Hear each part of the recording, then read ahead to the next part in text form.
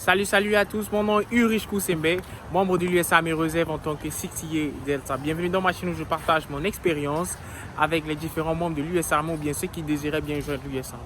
Aujourd'hui, nous allons parler de comment est-ce qu'il faut choisir son job ou bien quelles sont les différentes possibilités pour avoir un bon boulot au sein de l'armée.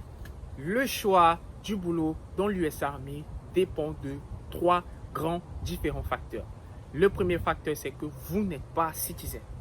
Vous n'êtes pas citizen du tout, vous êtes juste détenteur d'une green card holder qui vous qualifie à rejoindre l'USA. Dans ce cas, les choix de boulot ne seront assez réduits pour vous. Les choix de bon boulot, je précise, seront assez réduits pour vous parce que vous n'êtes pas citizen. Ce qui veut dire encore qu'il y a certaines informations qui requièrent d'une certaine sécurité que vous ne pouvez pas recevoir parce que vous n'êtes pas citizen. Et certaines informations que vous êtes habilité à recevoir parce que vous êtes citizen. Donc, pour obtenir déjà son citizenship par l'armée, je vous invite à regarder dans le lien dans la description de comment est-ce qu'on obtient son citizenship au sein de l'US Army, les étapes et qu'est-ce qu'il faut savoir. Deuxièmement, il y a aussi votre score de ASVAB, c'est-à-dire le score de ASVAB, c'est un score qui est noté de 0 à 99 et vous le passez quand vous avez une note qui est supérieure ou égale à 31. Alors, plus votre score de ASVAB sera élevé et plus les différentes possibilités de boulot au sein de l'armée pour vous seront ouvertes. Un exemple typique, si tu as une note de 31 et quelqu'un a une note de 51, ces possibilités de job avec une note de 51 seront plus élevées par rapport au tien parce que vous n'avez pas les mêmes connaissances, c'est-à-dire vous n'aurez pas les mêmes ouvertures. Aussi à savoir, c'est que vous pouvez refaire votre test de ASVAB après un an quand vous êtes entré dans l'US Army. Ils ont un système qu'on appelle périmation du MOS, c'est-à-dire après un certain moment, on peut accepter que votre test de ASVAB est déjà périmé et vous êtes habilité déjà à le reprendre pour améliorer votre score, pour être qualifié encore pour un boulot qui est assez bien ou encore pour que cela puisse figurer dans votre record. Troisièmement, il va dépendre aussi de votre branche au sein de l'US Army, c'est-à-dire si vous êtes armée active, armée réserve ou bien National Guard.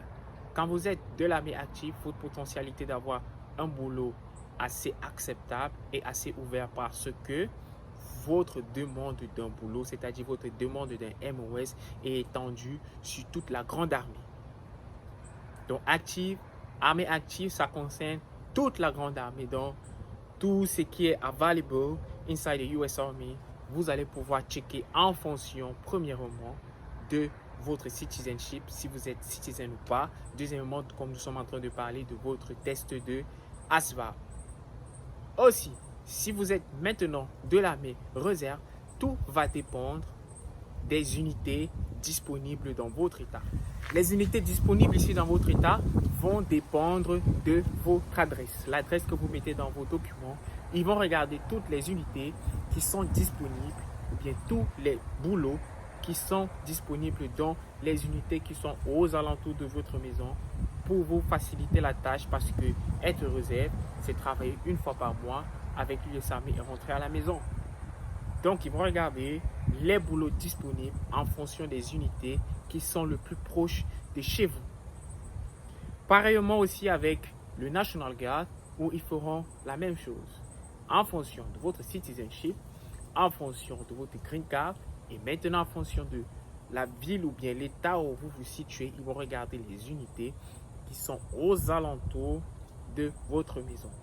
Quand ils regarderont les unités qui sont aux alentours de votre maison, ils vont checker quels sont les différents boulots disponibles en fonction des unités qui sont aux alentours de votre adresse. Ce qui va faire en sorte que si vous êtes peut-être à 10, 20 ou 25 miles d'une certaine base, ça sera tellement facile pour vous parce que vous n'avez qu'à conduire pour aller travailler une fois par mois et vous rentrez chez vous tranquillement. Alors, pour récapituler dans cette courte vidéo où nous expliquons comment est-ce que les boulots dans l'US Army se font. Premièrement, comme je vous l'ai dit, tout dépend de votre statut en tant que citizen. Si vous n'êtes pas citizen, vous n'avez pas les mêmes choix de boulot qu'un citizen. Deuxièmement, aussi votre score de ASVAB.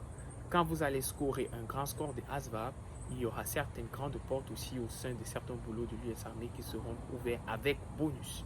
Si vous avez une note déjà qui est supérieure, parfois à 50, voire 60, vous avez approximativement des boulots qui vont vous donner des bonus de l'US Army, parfois des bonus qui commencent à 4 000 $ ou bien des bonus qui vont parfois vers les 20 000 voire 40 000 $. Pour connaître les différents boulots avec bonus, je vous prie de regarder dans la description de la vidéo pour checker les différents boulots avec bonus que vous pouvez obtenir avec la Green Card. Merci d'avoir regardé cette vidéo. Je vous prie de souscrire et de vous abonner. Cliquez sur la cloche de notification pour nos prochaines vidéos.